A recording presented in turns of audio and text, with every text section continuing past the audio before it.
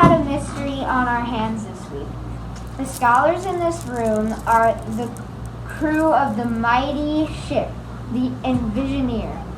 While in search of an ancient treasure, we were marooned on an island, and a key part of our navigational map went missing.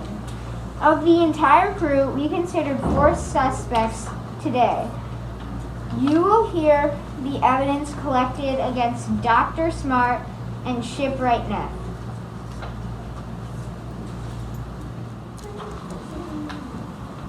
Hi, we are going to talk about emergency medicine, which is a thing like arm cast, ankle cast, finger cast, and also talking about the respiratory system and the lung model we made.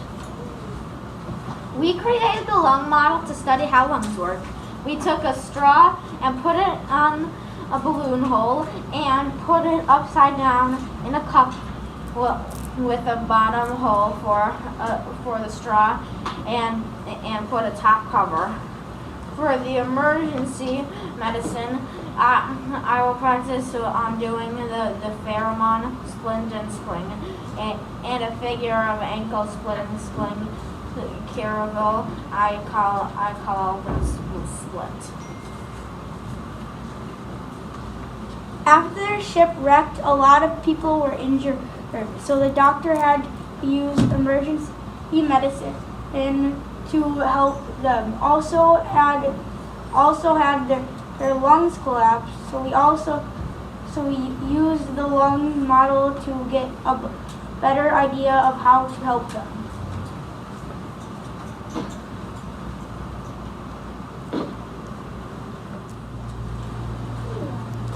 Hello everyone, and today we are going to be talking about engineering.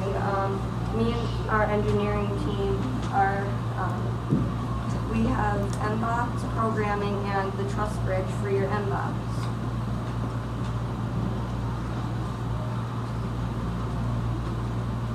Hi, I will talk about MBOT. We use different screws and bolts, and we use MBlock Blocky to program. They went and got food, saved the lost engineers, and found Sydney and Neff. You can make them beep a song or light up a certain color. We also made truss bridges to get our MBots across to find the lost engineers. Hello. Hi, I'm going to tell you about our truss bridges. First, for main structure, we use straws, and then inside, to help us structure, we used paper clips.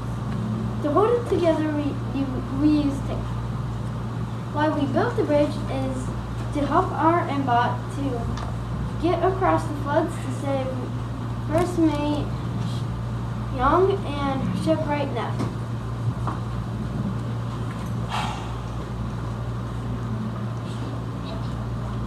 Thank you all, and I hope you have a great day.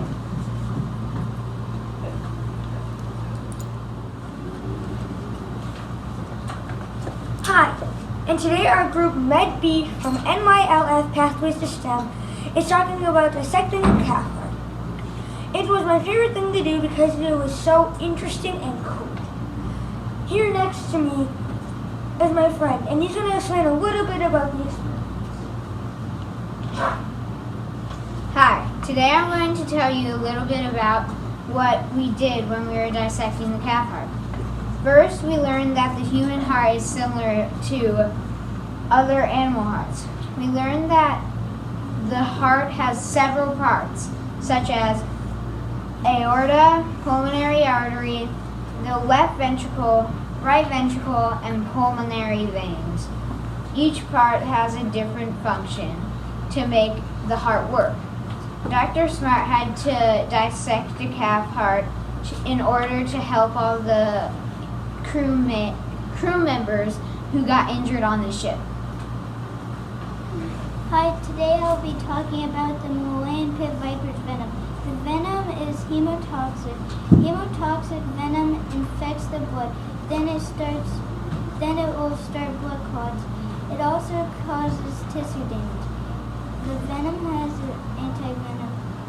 When someone is bitten by a hemotoxic snake, they suffer from pain, tingling around the bite site, bleeding, swelling, and nausea. After investigation, Cindy was bitten by a hemotoxic snake. I'm going to talk about the neurotoxic venom. Neurotoxic venom affects the brain. It also leads to muscle paralysis, weak muscles, difficulty breathing, and slurred speech. And an example of a neurotoxic snake would be the band crane.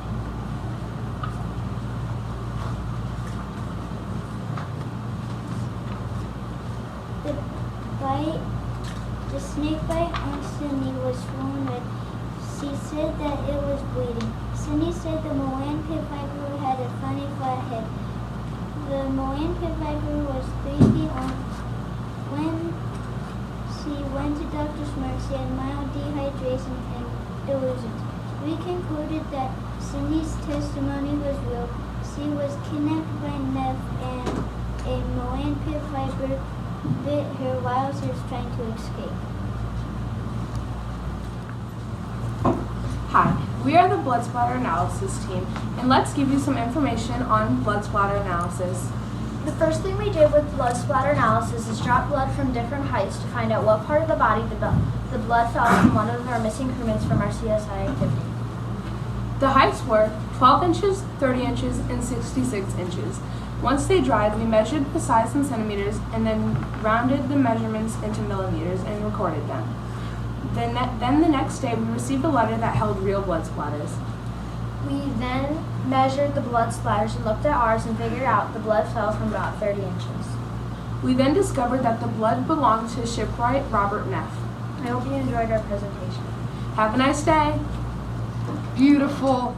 Today, our group, the forensic scientist team, will take about the white powder. We'll talk to you about the white powders and fingerprints. Today I'm going to be talking about the white powder in our experiment. We worked on 4 different powders, mixed with 3 different types of liquids. The powders were baking soda, powdered sugar, cornstarch, and cream of tart. The liquids were vinegar, iodine, and water. The mystery powder in the crime scene was cornstarch. It did not react to vinegar, but it did to iodine and turned dark purple, and later on we found out that the cornstarch was used by Dr. Smart to help with Neff's sunburn. Hello, this is Futuristic Science here. I'll be telling you about the fingerprints. There's 3 types of fingerprints: arches, loops, and whorls. A few days ago in CSI, me and my group had to solve a crime scene investigation and how to solve who did it. We had Dr. Smart, Neff, Cindy, or Potter. So we went to the fingerprint lab and we had to analyze by adding cocoa powder to the brush and finding whose fingerprint it is in overturned cup. During our investigation, we found out the fingerprint on the cup in the crime scene were loops. We then analyzed the suspect's fingerprint and matched it with Dr. Smart's fingerprint. And later found out it was Dr. Smart's fingerprint. Thank you for listening.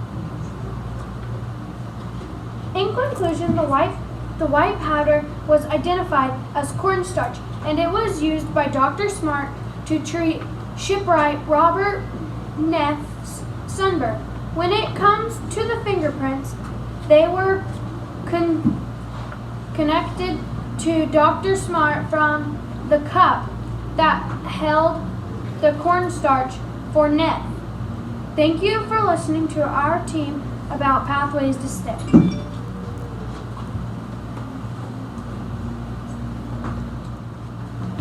Based on all the evidence our STEM group has submitted, we believe that Dr. Smart and shipwright Neff are guilty of stealing the ancient map.